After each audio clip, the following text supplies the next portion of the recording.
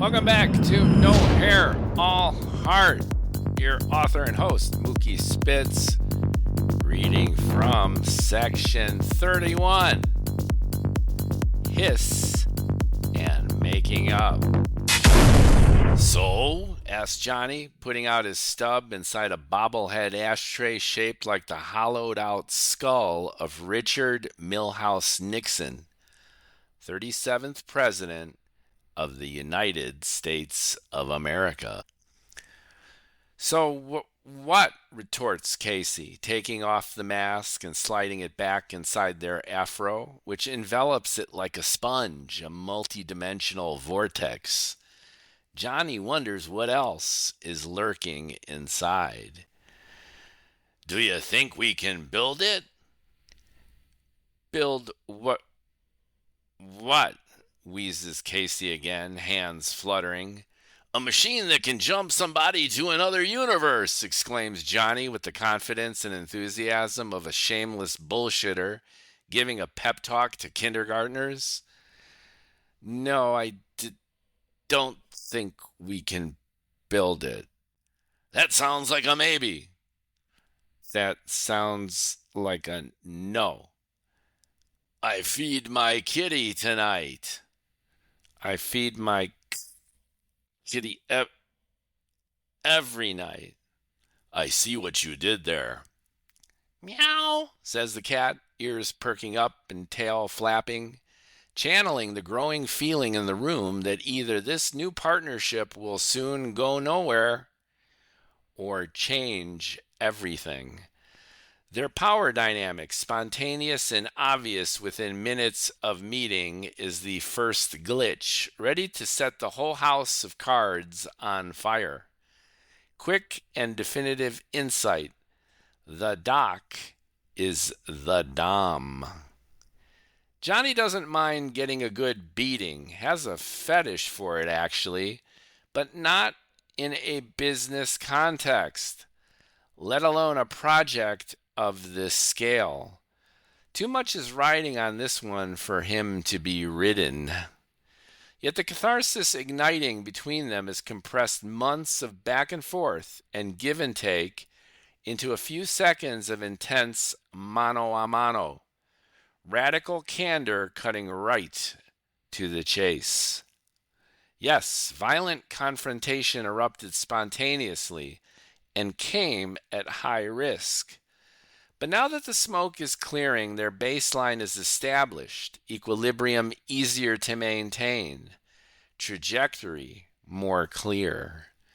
Jonnie winks and smiles. Casey stares at the debris on the floor. The laws of nature remain unyielding, a priori, eternal. Sooner or later, high entropy wins.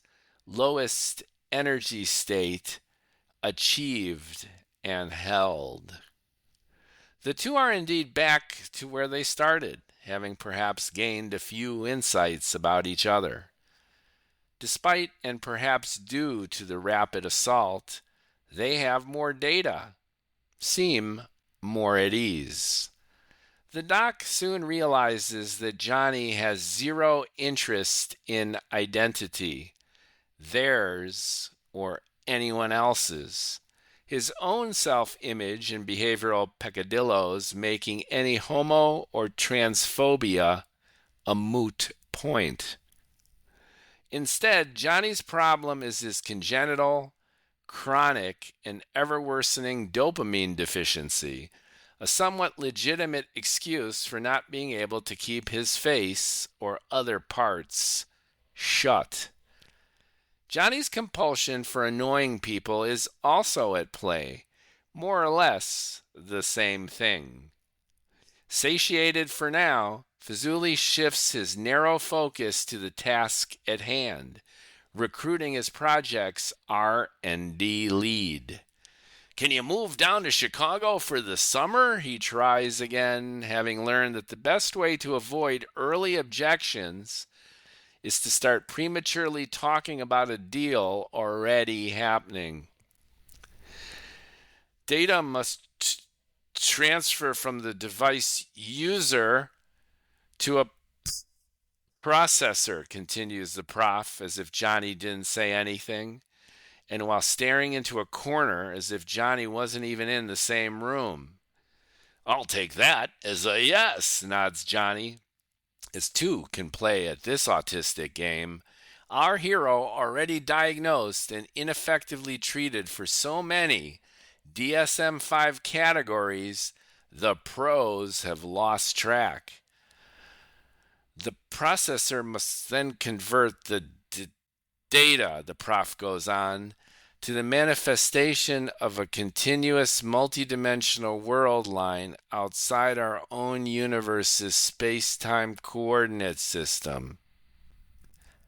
Jonnie has absolutely no idea what Dr. Floyd is talking about, but the mumbo jumbo sounds cool, and the delivery, even if awkward, stilted, and cringy, comes across as convincing. That gets Jonnie all hot and bothered. Every bullshitter needs a kernel of truth to base the bullshit on. The prof seems to do even better and provides the whole ear of corn, Fazoolie listening. The prof continues providing, in their own way, a technical description of the overall goal, inherent challenges placed by nature, limitations with the existing and available technology. Fazoolie is impressed and threatened by the depth and breadth of Dr. Floyd's experience and expertise. So much of this abstract project thought through and made tangible already, pen to paper. To sell this outrageous, Basine-inspired thing in, Jonnie senses he needs expertise in brain biometrics, computer science, and nuclear physics, or something like that. He scans the CV again. Nominated for Abel and Wolf Prizes with groundbreaking work in electrical and mechanical engineering, the prof seems to possess that rare combination of theoretical and applied skills. Maybe Casey has led the witness here, primed the pump, dumped the chump, but Fazoolie feels the setup wasn't a pitch for the gig, but a genuine summary of how it could actually be built. Only glitch is Dr. Floyd's Asperger's syndrome, a clinically diagnosed neurodevelopmental autism spectrum disorder resulting in repetitive behaviors and awkward social interaction. Adding to a star candidate's speech impediments and erupting temper is a manic, nonstop restlessness, together making the prof's career advancement so far challenging, to say the least. Least, smiles Jonnie, understanding these are exactly the quirky qualities that make such a unique talent, the perfect project leader for his latest scam. No questions asked, and no answers given. Except, of course, those answers that convince bored billionaires to toss him their loose change. Between Jonnie's bullshit and Casey's brains, they seem like a match made for the Infiniverse. How long do you think it'll take? Asked Jonnie. How much money can you raise? Asks Casey. Do I have to do everything around here? How fast can you raise it? That's a personal question, winks Jonnie. I see what you did there, says Casey, almost grinning. Hallelujah! Shouts Jonnie, like closing his first sale. A good hustle is a great performance, and the best sucker is a satisfied one, paying to be entertained by getting ripped off.